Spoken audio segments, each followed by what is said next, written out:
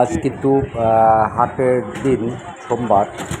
কালীগঞ্জ নতুন বাজারে যেই নতুন ব্রিজ দেখছেন, ব্রিজের উপরে হাটের দিন কিন্তু প্রচুর পরিমাণে যানজট লেগে থাকে। আজ কিন্তু গোটাই যানজট মুক্ত। ধন্যবাদ দিতেই হয় প্রশাসনকে, যানজট মুক্ত এমন একটি শহর উপহার দেওয়ার জন্য।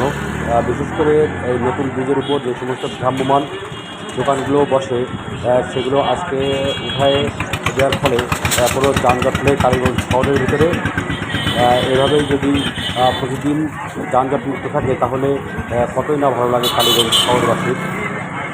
আপনারা দেখতে পাচ্ছেন যে কালীগঞ্জ নতুন ব্রিজ, এটা নতুন ব্রিজের উপরে আজ কিন্তু কোনো প্রকার কোনো যানজট নেই। ধন্যবাদ জানাই কালীগঞ্জ প্রশাসনকে, যারা এই শহরকে যানজট মুক্ত রাখতে নিরলসভাবে কাজ করে যাচ্ছেন।